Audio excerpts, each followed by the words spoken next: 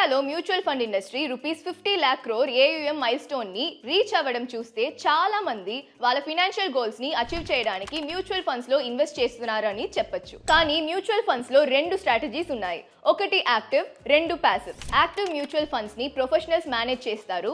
ఏ securities ని by, cell లేదా hold చేయాలి అనేది వాళ్ళు డిసైడ్ చేస్తారు. దీని గోల్ ఏంటంటే ఫండ్ బెంచ్ మార్క్ ఇండెక్స్ ని బీట్ చేసి ఆల్ఫాని జనరేట్ చేయడం. ప్యాసివ్ మ్యూచువల్ ఫండ్ స్ట్రాటజీ అంటే ఒక ఫాలోవర్ గా ఉండడం.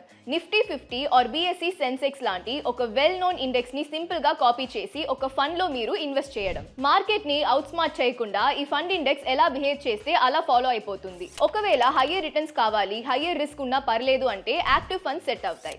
లేదా లో కాస్ట్ ఉండాలి, లో రిస్క్ కావాలి అంటే ప్యాసివ్ ఫండ్స్ బెటర్. రెండు ఫండ్స్ మిక్స్ తో ఒక డైవర్సిఫైడ్ పోర్ట్ఫోలియోని క్రియేట్ చేసుకొని మీ ఫైనాన్షియల్ గోల్స్ ని అచీవ్ అవ్వండి.